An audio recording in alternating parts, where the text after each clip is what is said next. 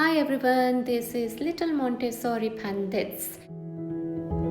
As an early years teacher, I always try and find ways of expanding children's horizon by introducing them to different cultures, traditions, and religions.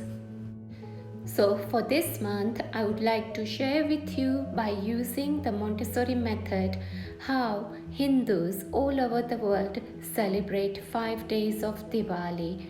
And I'll be doing this by using objects and craft activities that are familiar to everyone and easy for everyone to use.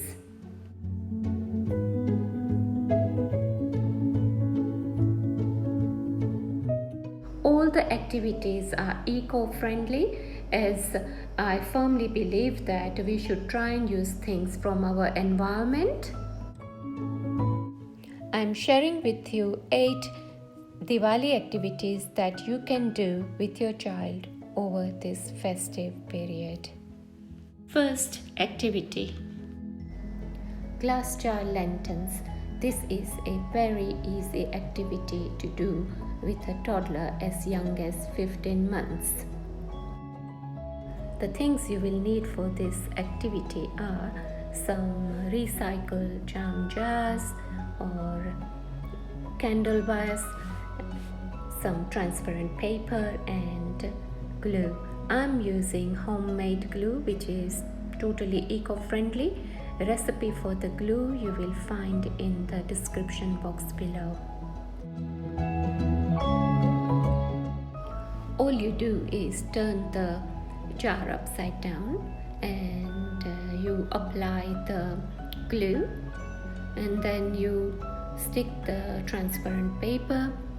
So you show the child first, and as always you then ask the child if the child is interested in continuing with the activity, and if the child says yes, then just let the child take over, and when the child needs any help, then you guide the child. The purpose of this activity is to give child the opportunity to explore different materials and having fun. In India, it is very common to use toran, which is a fresh leaf door hanging, to be hung during any auspicious occasion. Sometimes fresh flowers are used, and when you don't have fresh flowers or leaves, then people make them from paper as well. I'm in Germany, so there is no way I will be able to find fresh mango leaves or bitter nut leaves, so I'm using fresh grapevine leaves and maple leaves. This activity is done with children 4 years onwards. You will need some fresh leaves, scissors and jute twine. Measure the twine to the width of the door and making sure that you leave some extra at both ends for tying. You can see in the video that I've taken a leaf and I'm bending the middle vein that is sticking out towards me to make a loop. The extra bit that is sticking out, you can just snip it off. When all the leaves are ready, you take the jute twine and thread all the leaves through the twine, and your toran is ready. This activity is so simple, and children learn a lot about their environment and how to use natural materials. Cinnamon Play-Doh. This sensory activity is very good for the senses.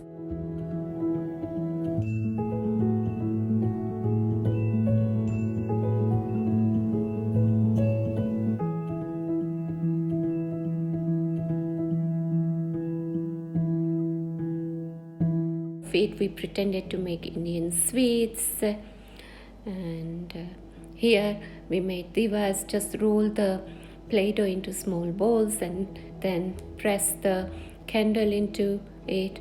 Children just had a wonderful time. Here is an example. Here are the finished divas with handmade candle and wick.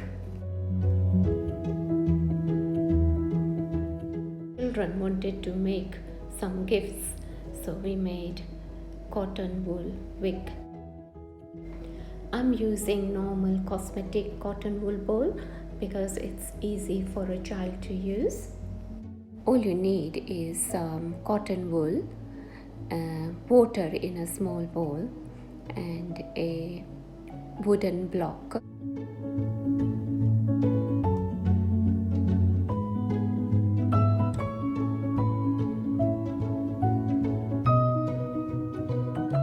Split the cotton wool ball into 3 parts. Take one part and you roll it flat. You pull one end of the wool and twist it, and you do the same on the opposite side. Once that is done, you dab tip of your fingers in water. You take both the ends of the cotton wool that you had pulled out, you put them together and twist them to make a wick.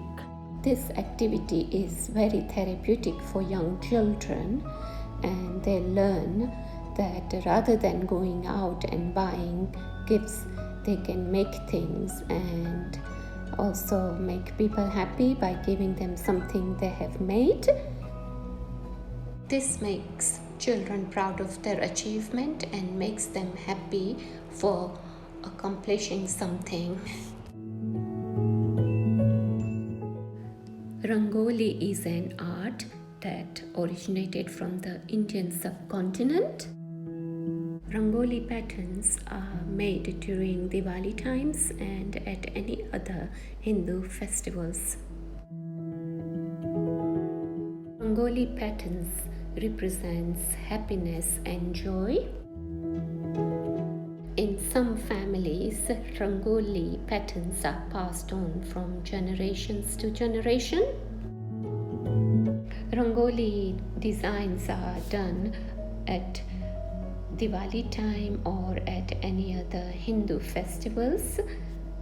This activity is done with children 4 years and upwards. I'm using dry mung beans, chana dal, maize seeds and rice. I'm just showing Woody what to do. This activity really supports further development of fine motor skills, and children learn to concentrate as they have to follow the lines on the pattern. It is very simple, effective, and the children immediately see the results when they finish the Rangoli. I will leave the Rangoli pattern designs on the shelf so Woody or Pippi can repeat this activity, and they normally do, children at this age, because they like to master their skills, and once they have achieved that, then they will move on to another task. If you'd like to download the Rangoli patterns, you will find the link in the description box below.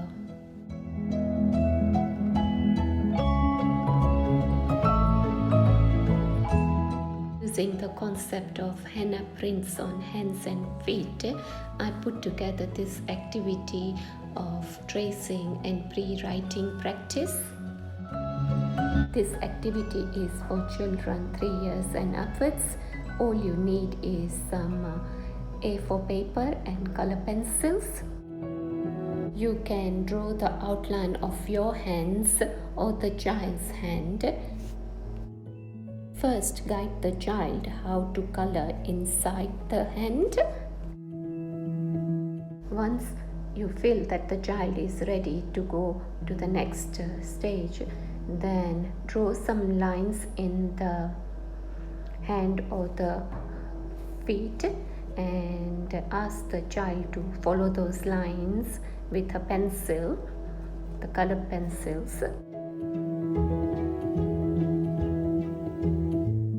As the child progresses, you can let the child independently draw patterns in the hand, and also let the child be more adventurous in terms of making his own patterns.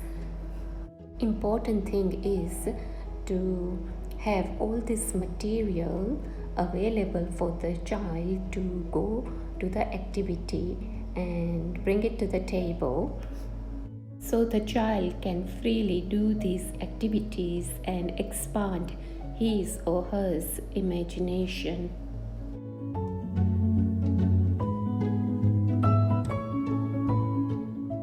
My last activity is the story of Diwali. So Pippi and Woody, every evening or even during the day, they would like me to read this story to them, and I'm very happy to do so because I know that they are interested not just in the story but also in the environment that I have created for them at home to learn about their culture, and when their friends come around that they can share that with their friends as well.